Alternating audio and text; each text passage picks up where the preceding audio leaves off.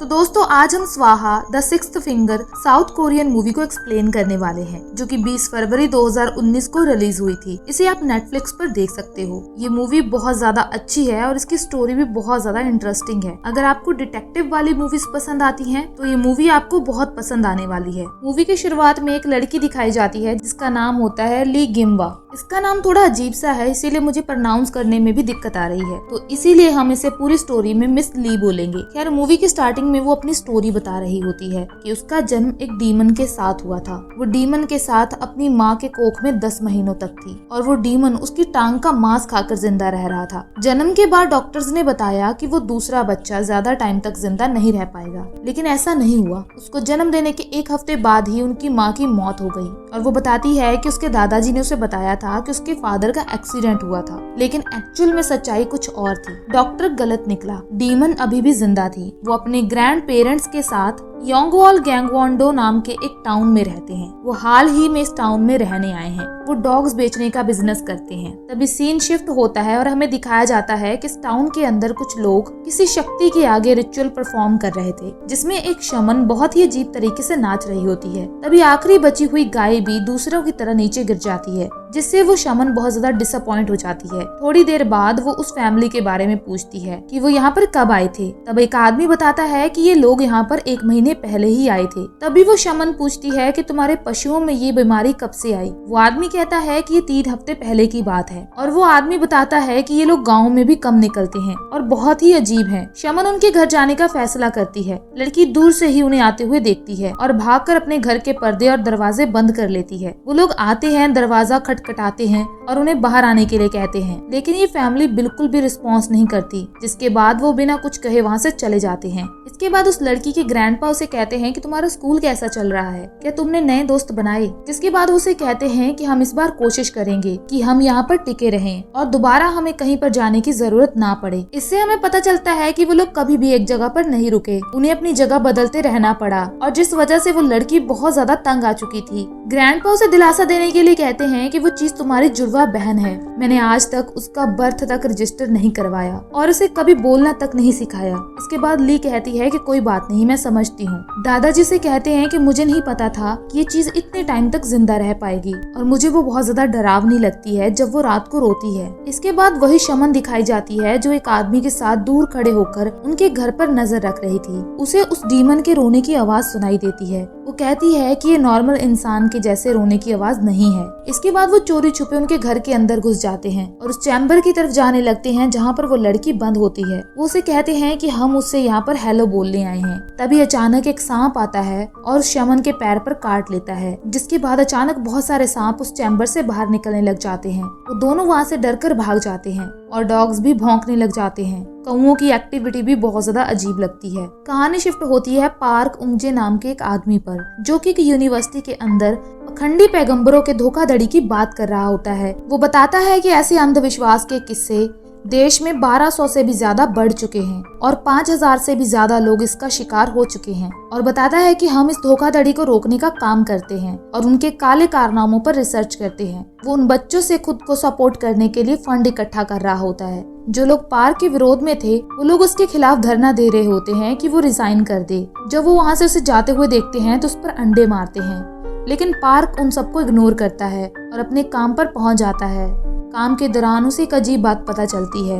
वो देखता है कि उनकी हर जगह पर एक ही लोगो लगा हुआ है, जो कि उसे थोड़ा सस्पिशियस लगता है। उसके बाद दिखाया जाता है कि पार्क गैंगवॉन्डो टाउन के लिए निकलता है अपनी किसी रिसर्च के लिए। इसके बाद एक औरत दिखाई जाती है जो लोगों को कमल के फूल के बारे में बता रही होती है कि कैसे वो कीचड़ में बिना दाग लगे खिलता है और ये दुनिया भी ऐसी ही है और हर इंसान कीचड़ भरी दुनिया में हमारी प्रेयर से ही खिल सकता है। तभी हमें पता चलता है कि वहाँ प्रार्थना सुन रहा एक लड़का जिसका नाम मिस्टर गो है, मिस्टर पार्क के लिए काम करता था, जो उसे बताता है कि उसे वहाँ पर कुछ भी अजीब नहीं लगा, सब कुछ नॉर्मल था। मिस्टर गो उसे कहता है कि तुम कुछ ज्यादा ही सोच रहे हो। वो लोग चढ़ावा भी नहीं लेते और आर्थिक रूप से भी लोगों की मदद करते हैं। जिसके बाद मिस्टर पार्क उसे कहता है कि ये एक नेटवर्क है। इसके बाद वो लड़का शॉकिंग बात बताता है कि ज्यादातर लोग जो कि बुद्धिस्ट होते हैं बुद्ध को पूजते हैं, लेकिन ये लोग जिसे पूजते हैं वो उसे जनरल कहते हैं। मिस्टर पार्क कहता है कि इससे कुछ भी नहीं होने वाला, मुझे कुछ सनसनी और अश्लील चाहिए जिससे वो उन्हें फंसा सके। वो मिस्टर गो को और डीपली इन्वेस्टिगेट करने के लिए बोलता है। इसके बाद पुलिस को दिखाया जाता है जो कि एक मर्डर वाली जगह पर होती है। वहाँ पर कैप्टन हवांग नाम का एक आदमी इन्वेस्टिगेट कर रहा होता है। एक पत्थर से ट्रक के टकराने की वजह से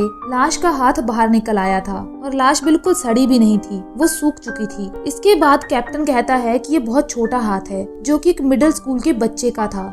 इसके बाद फिर से मिस्टर पार्क को दिखाया जाता है जो कि एक मीटिंग में साधुओं को बताता है कि उसे रिसर्च करते वक्त एक ऐसा नया धर्म मिला जो कि बुद्धिज्म से प्रभावित है और इसके लगभग 50 मेंबर्स हैं। मॉन्क कहता है कि उनके 3000 प्रसार सेंटर हैं और उन्हें उसमें कुछ भी गलत नहीं लगता। लेकिन मिस्टर पार्क कहता है कि आपको पता है ये लोग अपने बिलीवर्स से कोई प्रॉफिट नहीं कमाते। जिसके बाद मिस्टर पार्क उन्हें एक जापानी संप्रदाय की उदाहरणा देता है। पहले वो लोगों का बहुत भला करते थे लेकिन बाद में ट्रेन में हुए अटैक के लिए वो जिम्मेदार थे। वो उन्हें समझाने की कोशिश करता है कि कोई बड़ी दुर्घटना होने से पहले ही उन्हें रोकना पड़ेगा। वो उन्हें समझाने की कोशिश करता है लेकिन बुद्धिस्ट मॉन्क उसकी बातों पर यकीन नहीं करते। तभी एक मॉन्क मिस्टर पार्क के पास आकर कहता है कि अगर आपको उस ऑर्गेनाइजेशन का पर्दाफाश करना है तो आपको उनके 3 एलिमेंट पता करने होंगे। उनका लीडर कौन है, उनके बिलीवर्स कौन है और उनके स्क्रिप्चर्स क्या हैं। यानी आपको ये पता करना होगा कि उनके धर्म ग्रंथ बुद्धिस्ट धर्म ग्रंथ से अलग तो नहीं है। अगर ऐसा है तो हम उन्हें अपने शिकंजे में ले सकते हैं। ये आइडिया मिस्टर पार्क को बहुत अच्छा लगता है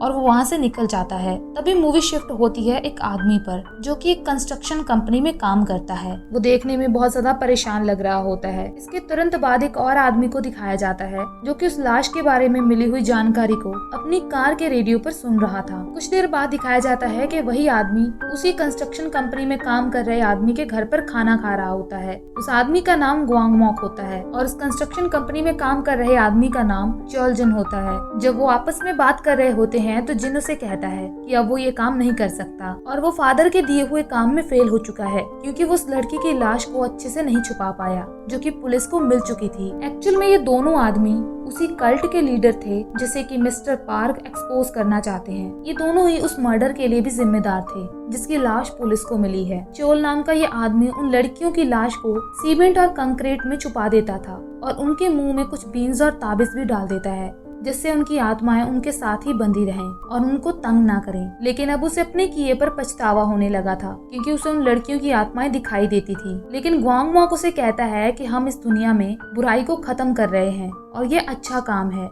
लेकिन उसे ये भी डर है कि चोल जल्दी पकड़ा जाएगा और शायद वो खुद जाकर भी पुलिस को बता सकता है। इसीलिए वो उसका ब्रेन वॉश करते हुए कहता है कि पकड़े जाने से अच्छा है कि तुम अपनी जान दे दो। दूसरी तरफ फॉरेंसिक डॉक्टर को वो ताबीज और बीन्स मिल जाते हैं और वो पुलिस कैप्टन को सब कुछ बता देती है।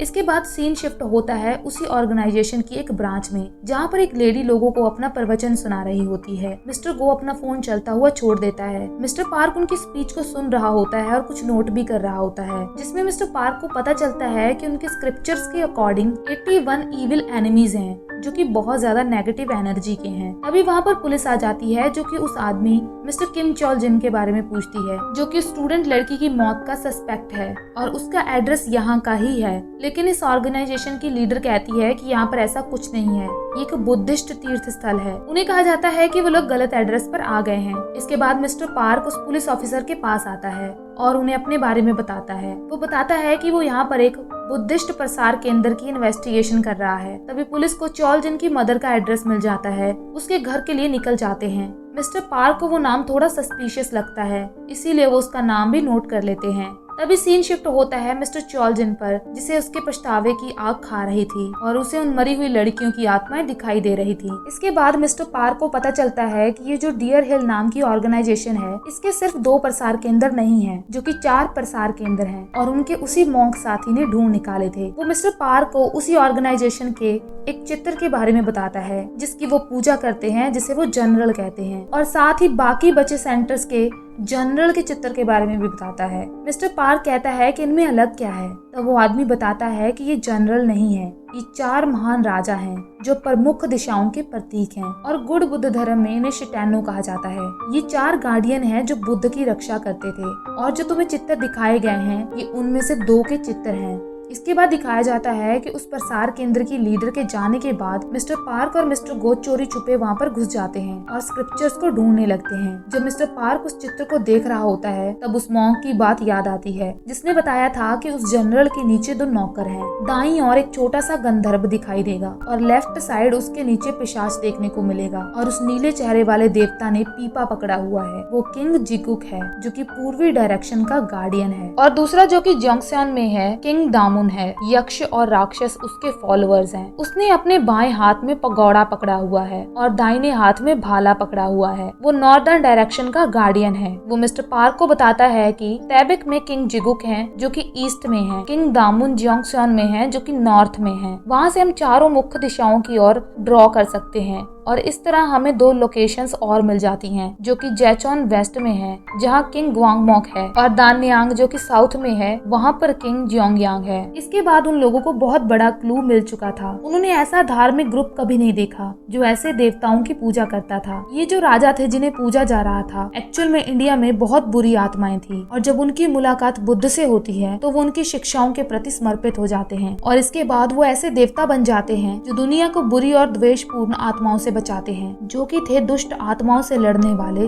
दुष्ट देवता। तभी मिस्टर पार्क को वहाँ पर एक सीक्रेट दरवाजा मिलता है। उन्हें पता चलता है कि वहाँ पर पहले से कोई रह रहा था और तभी उन्हें किंग जिगुक की स्क्रिप्चर मिल जाती है। जैसे ही मिस्टर गो लाइट ऑन करता है तो आसपास की वो पेंटिंग्स देखकर उनकी तो बोलती ही बंद हो जाती है जो कि लिटरली देखने में बहुत ज्यादा डरावनी और बहुत ज्यादा अजीब थी। दूसरी तरफ पुलिस मिस्टर चोल को पकड़ने के लिए उसके घर में छुपी होती है। तभी एक फोन आता है। चोल अपनी माँ से बोलता है कि वो बुरी आत्माओं के खिलाफ लड़ रहा था और वो अपनी माँ से स्वर्ग में मिलेगा, जिससे पुलिस को पता चल जाता है कि वो अपनी जान देने की कोशिश कर रहा है। इसीलिए वो भागकर छत पर जाते हैं, लेकिन तब तक बहुत देर हो चुकी थी। इसी दौरान हमें दिखाया जाता है कि इस आदमी ने, जिसका नाम ग्वांगमॉक था, उसने ही चौल का ब्रेन वॉश किया था, ये कहकर कि बीस्ट दोबारा जन्म लेते हैं और उसका ब्रेन वॉश करके उसे मरने पर मजबूर कर दिया। ये इंश्योर करने के बाद कि चौल मर चुका है वो वहाँ से निकल जाता है। तभी एक औरत आती है जो कि राजा जिगुक की तरफ से आती है और ग्वांगमॉक को एक फाइल देती है जिसमें स्टार्टिंग वाली लड़की ली की सारी जानकारी लिखी होती है। यहाँ पर एक और चीज पता चलती है कि इन सारे लोगों ने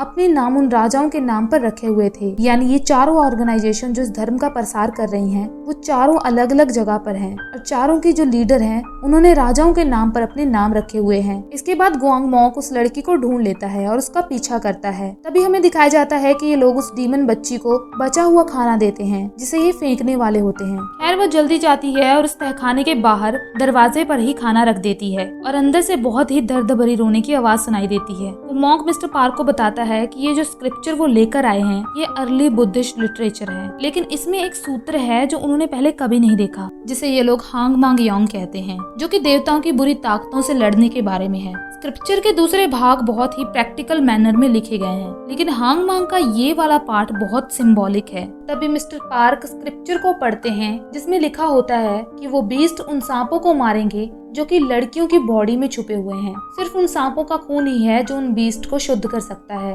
तभी ग्वांगमॉक को वो लड़कियां दिखाई देती हैं जिन्हें उसने मारा था। सभी उसे पुकार रही होती हैं, जो कि देखने में बहुत ज्यादा डरावना लगता है। वो डर के मारे जमीन पर लेटा होता है और वो लड़कियां उसे ऊपर से देख रही होती हैं और धीरे धीरे उसकी तरफ बढ़ रही होती हैं। उसे बहुत ज्यादा डर लग रहा होता है। तभी एक मिस्टीरियस आवाज उसके कान में बोलती है कि जाग जाओ, और वो तुरंत जाग जाता है कि बुद्ध की मुस्कान के नीचे वो बीस्ट युद्ध को उन नागों से जीत लेते हैं और वो दोबारा जन्म लेते हैं और बुद्ध की लाइट उन्हें प्रोटेक्ट करती है। इसके बाद उन्हें पक्का यकीन हो जाता है कि वो उन चारों राजाओं की ही पूजा कर रहे हैं। जब वो उस लिटरेचर के लेखक को ढूंढ रहे होते हैं तब उन्हें एक सस्पिशियस नाम का पता चलता है, किम पुंगसा। सर्च करने पर उन्हें एक्चुअल नाम पता चलता है, किम जेसेओक, जो कि बुद्धिस्ट कम्युनिटी का एक ग्रेट लीडर था। उसके हाथों में 6 उंगलियां थी और वो डोंग बांग्यो कल्ट का फाउंडर था। इस नाम को सुनते ही उस एक मॉन्क याद आता है जिसे ये लोग ऑक्टोपस कहते हैं, जो कि इस सब में उनकी मदद कर सकता था और वो डोंग बांग्यो समुदाय का एक्सपर्ट भी है। वो ऑक्टोपस मॉन्क के पास जाते हैं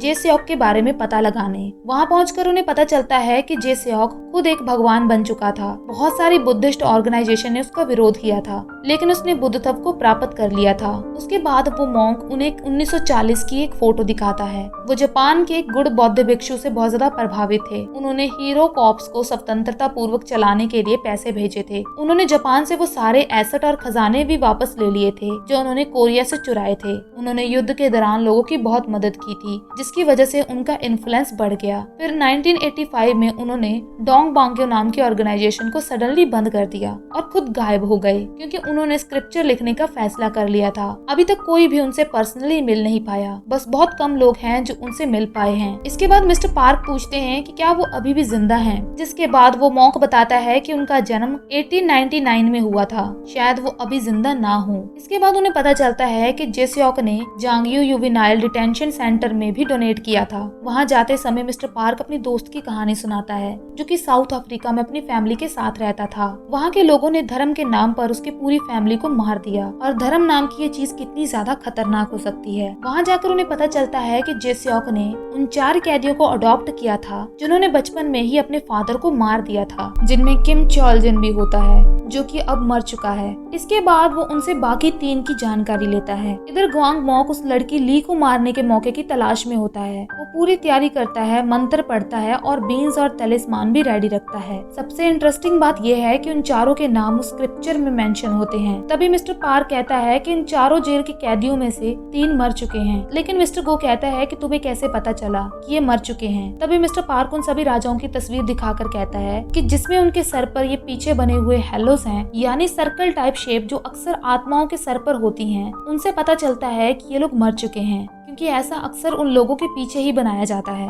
उनमें से एक राजा के सर पर वो हेलो नहीं होता। इसका मतलब है कि वो अभी भी जिंदा है। जैसे ही ग्वांग मॉक ली को मारने के लिए अंदर घुसता है, उसकी ट्विन बहन जो कि मॉन्स्टर है, उसको खतरे का एहसास हो जाता है। वो मॉन्स्टर बहन अपनी छोटी बहन को बचाने के लिए कुछ मंत्र पढ़ने लग जाती है, जिससे बहुत सारे कौवे खिड़की पर आकर टकराने लग जाते हैं, जिससे ग्वांग मॉक को खतरे का एहसास होता है और वहाँ से भाग जाता है। वो बेसमेंट के बने हुए उस तहखाने के पास जाकर चेक करता है। तब उसे एहसास होता है कि वहाँ अंदर कोई है। जैसे ही वो पास जाकर देखने की कोशिश करता है, वो मॉन्स्टर लड़की उसका पैर पकड़ लेती है, जिससे वो बहुत ज्यादा डर जाता है और तुरंत वहाँ से भाग जाता है। ली बाहर आकर देखती है तो वो उसे भागते हुए देख लेती है। दूसरी तरफ पुलिस स्टेशन में मिस्टर पार्क को कंफर्म हो जाता है कि वो तीनों मर चुके हैं, लेकिन उनमें से जो एक था जो कि ग्वांग मॉक था, वो अभी भी जिंदा था, जिसका एक्चुअल में नाम था जोंग नाहन। उसकी मदर रेड लाइट एरिया में काम करती थी और उसने बचपन में ही अपने फादर को मार दिया था। नाहन अपने कमरे में सो रहा होता है और उसे वही बच्चियां दिखाई देती हैं जिसे उसने मारा था। वो उसके ऊपर लटक रही होती हैं। तभी उसे भ्रम होता है जैसे कि वो अपनी माँ की गोद में सो रहा हो। इसके बाद वो थोड़ा रिलैक्स होता है और अपनी गाड़ी उठाता है और काफी लंबा सफर तय करके एक जगह पर पहुंच जाता है। मिस्टर पार्क भी उसका पीछा कर रहा होता है। वो औरत उसे एक आदमी के पास ले जाती है जो कि जेसियोक की देखभाल करता था। वो उसे स्योक के पास ले जाता है और इनकरेज करता है कि तुम्हें उस लड़की को मारना होगा, क्योंकि 4 राजाओं में से अब तुम ही बचे हो।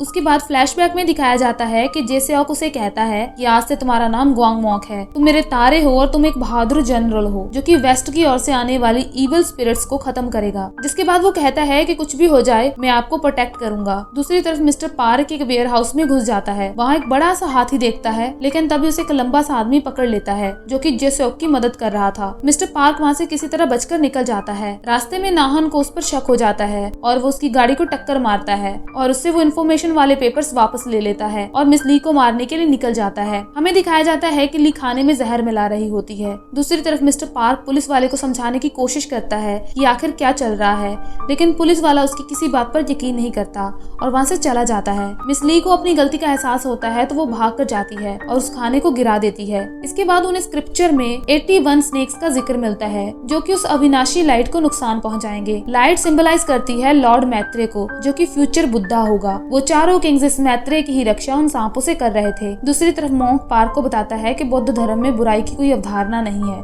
बल्कि इविल इंसान के अंदर की बुरी भावनाओं को कहा गया है। इसके बाद मिस्टर पार्क को पता चलता है कि तिब्बतियन बुद्धिस्ट मॉन्क नेचुंग टेम्पा कोरिया एक इवेंट के लिए आ रहे हैं। ये वही मास्टर था जो जेसियोक से मिला था। उनसे मिलने के बाद ही स्योक ने सब कुछ छोड़ दिया था और उसके बाद ही उसने स्क्रिप्चर लिखने भी शुरू किए थे। जिसके बाद मिस्टर पार्क टेम्पा से मिलने के लिए निकल जाते हैं। मिस ली घर छोड़कर जा रही होती है, तभी नाहन उसके पीछे आ जाता है और उसे किडनैप कर ले जाता है। दूसरी तरफ मिस्टर पार्क टेम्पा से मिलता है, जहाँ वो जेसियोक के बारे में पूछता है। टेम्पा बताता है कि ये 1985 की बात है जब वो मैत्रे से मिला था। मैत्रे यानी बुद्ध का अवतार जो कि इस दुनिया का उद्धार करने के लिए आया था। वो बताता है कि उसने मैत्रे की 12 सुंदर उंगलियां देखी और कोरिया के लिए सौभाग्य की बात है कि उनका मैत्रे अभी भी जिंदा है। इसके बाद मिस्टर पार्क बहुत ज्यादा शॉक हो जाता है क्योंकि उसे इस बात पर विश्वास नहीं हो रहा था और वो बोलता है कि उनका जन्म 1899 में हुआ था और ये पॉसिबल नहीं है कि कोई इंसान इतने टाइम तक जिंदा रह सके। तब जाकर टेम्पा बताता है कि ये पॉसिबल है। महायान बुद्ध धर्म में बुद्धत्व प्राप्त करना सबसे बड़ा बड़ा आध्यात्मिक लक्ष्य होता है। लेकिन तिब्बती बुद्ध धर्म की कुछ मान्यताओं के अनुसार बुद्ध बनने का अर्थ अपने शरीर की सीमाओं को पार करना होता है, यानी अमर हो जाना और हमेशा जिंदा रहना। हालांकि जब तिब्बती बुद्ध धर्म जापान पहुंचा तो इनमें काफी बदलाव आए और मैत्रेय ने इमॉर्टैलिटी को हासिल कर लिया था, इसीलिए ना ही उसकी उम्र हो सकती है और ना ही वो मर सकता है। इसके बाद मिस्टर पार्क उनसे सांपों के बारे में पूछता है कि आखिर ये सांप क्या हैं। तब जाकर टेम्पो उसे बताता है कि उसने ही जेसेओक यानी मैत्रेय के लिए भविष्यवाणी की थी कि जिस जगह पर उसका जन्म हुआ है उसी जगह पर 100 साल बाद एक उसके ही प्राकृतिक दुश्मन का जन्म होगा जो उसे मार देगा। प्राकृतिक शत्रु से वो बताता है कि जब भी धरती पर एक केंचुआ जन्म लेता है तो उसे पकड़ने के लिए ऊपर आसमान में एक बाज भी पैदा हो जाता है। लेकिन जो ये मैत्रेय था, इस भविष्यवाणी को सुनते ही उसकी आंखें बदल चुकी थी, उसके अंदर बुराई जन्म ले चुकी थी और वो गलत रास्ते पर चल चुका था। इसके बाद वो टेम्पा से सांपों की संख्या पूछता है कि कितनी थी, लेकिन टेम्पा को उसके बारे में कुछ भी पता नहीं होता। मिस्टर पार्क को सारी कहानी समझ आ गई थी। उसने सारी चीजों को एक साथ रखा और देखा कि ये सब क्यों हो रहा था। पुंगसा किम जेसेओक, जो खुद को मैत्रेय बोलता था, उसने बुद्धत्व यानी अमरता प्राप्त कर ली थी और एक धार्मिक कल्ट चलाता था। लेकिन जब 1985 में उसकी मुलाकात टेम्पा से हुई तो वो उसके लिए एक भविष्यवाणी करते हैं कि जिस जगह पर उसका जन्म हुआ था उसी जगह पर 100 साल बाद उसका काल भी जन्म लेगा। उस काल को ही उन्होंने अपनी स्क्रिप्चर में सांप से रेफर किया है, जो कि सुंदर लड़कियों के अंदर छुपा होता है। इस भविष्यवाणी के बाद वो बहुत ज्यादा बदल जाता है और बुराई के रास्ते पर चलने लग जाता है। उसने अपने काल से बचने के लिए बुद्ध की तरह ही अपने 4 गार्डियन रखे, जिन्हें हम किंग कहते हैं, जो कि क्रिमिनल थे,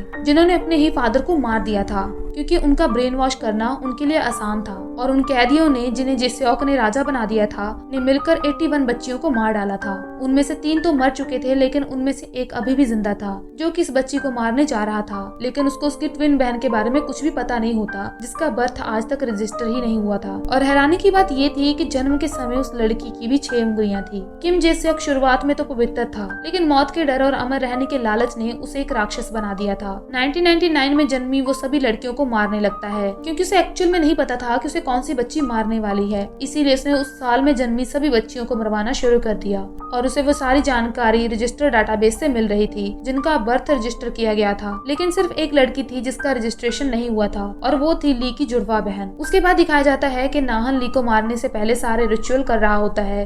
तभी ली उससे पूछती है कि तुम मुझे क्यों मार रहे हो, जिसके बाद वो उसे बताता है कि तुम्हारा कसूर सिर्फ इतना है कि तुम इस ईविल शरीर में और बुरे वक्त में जन्मी हो, लेकिन मौत अंत नहीं है। इसके बाद तुम एक अच्छे इंसान बनकर पैदा होगी। इसके बाद वो उसे एक्चुअल कहानी बताती है कि मेरे साथ उस दिन मेरी एक बहन भी जन्मी थी, जो कि सचमुच एक डीमन है। मैं चाहती हूँ कि तुम मेरे साथ उसे भी मार दो, ताकि वो अगले जन्म में एक अच्छे इंसान बनकर पैदा हो। नाहन को ये सुनते ही झटका लगता है। तब इसे यकीन हो जाता है कि ये वही लड़की है जिसकी तलाश वो इतने टाइम से कर रहा था, लेकिन अब तक उसके बारे में जानता नहीं था। दूसरी तरफ मिस्टर पार्क पुलिस को समझाने की कोशिश करता है और कहता है कि एटलीस्ट मेरी बात मानकर रिकॉर्ड तो चेक करो। वो जो सारी लड़कियां जो मरी हैं, उनका जन्म 1999 में हुआ था और उसी जगह पर हुआ था जहां जेसेओक का जन्म हुआ था। ये सुनकर पुलिस थोड़ी शॉक होती है। वो सब कुछ डाटा चेक करते हैं और उन्हें अपनी आंखों पर यकीन नहीं होता। इसके बाद नाहन ली की ट्विन सिस्टर को मारने के लिए निकल जाता है।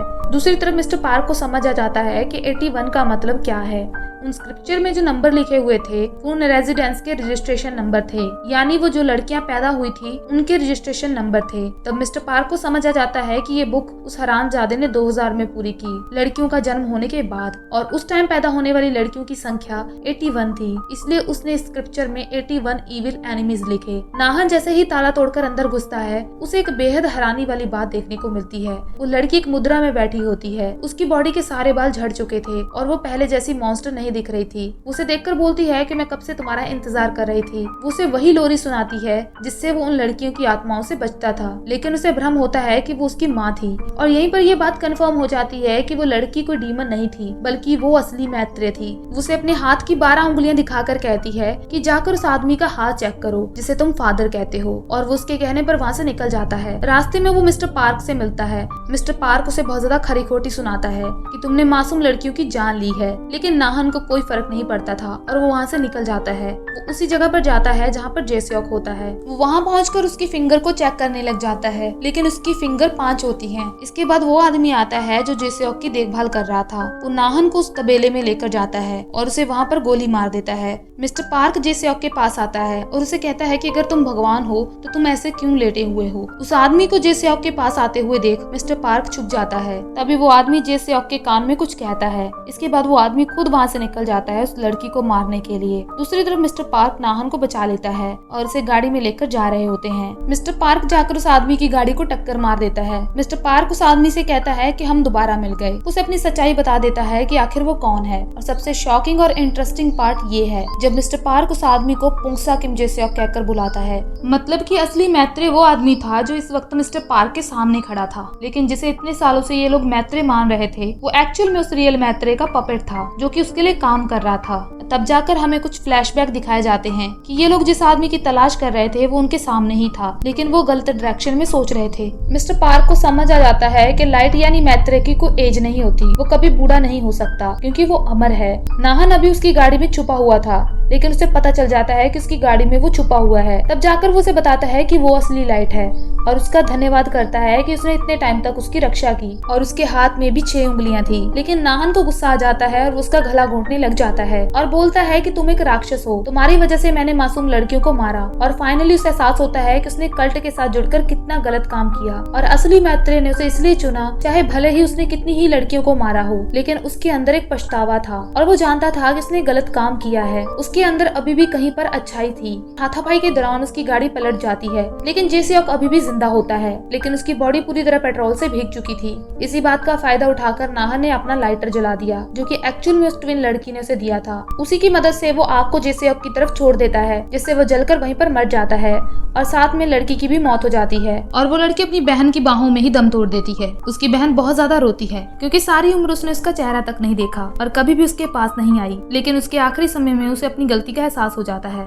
और वो उसके पास आती है और अब उसका इस दुनिया में आने का लक्ष्य पूरा हो चुका था। साथ में नाहन की भी खून बहने की वजह से मौत हो जाती है। पुलिस भी वहाँ पर आ जाती है और मिस्टर पार्क का काम भी खत्म हो जाता है और यहीं पर इस कहानी का अंत हो जाता है। सो ये एक ऐसी डार्क मिस्ट्री थ्रिलर फिल्म है जहाँ पर एक फ्रॉड कल्ट का पर्दाफाश करने वाला मिस्टर पार्क एक नए बुद्धिस्ट ग्रुप डियर माउंट की सच्चाई ढूंढता है और उसका फाउंडर किम जेसेओक जो खुद को 12 उंगलियों वाला लिविंग बुद्ध यानी मैत्रेय मानता था और वो अमर हो चुका था। इसके बाद उन्हें ये भी पता चलता है कि ये कहानी तिब्बती भविष्यवाणी के मुताबिक 1999 में इस मैत्रेय के जन्म स्थान पर पैदा हुई एक लड़की जिसे ये लोग सांप कहते हैं उसका अंत करेगी। इसीलिए अपनी जान और अमर रहने के घमंड को बचाने के लिए जेसेओक अपने 4 ब्रेन वॉश चेलों को राजाओं की तरह अपॉइंट करता है। वो राजा जैसे भगवान बुद्ध के गार्डियन थे। वो खुद को बुद्ध मानता था और उन 4 ब्रेन वॉश चेलों को अपने गार्डियन राजा। इसके बाद वो 1999 में जन्मी सभी लड़कियों को मारना शुरू कर देता है। कहानी में सबसे बड़ा ट्विस्ट तब आता है जब नाहन उस आखिरी लड़की को मारने जाता है, लेकिन वहाँ उसे घर के पीछे कैद उसकी जुड़वा बहन मिल जाती है जिसके हाथ में भी 12 उंगलियां थी। वो लड़की को शैतान नहीं थी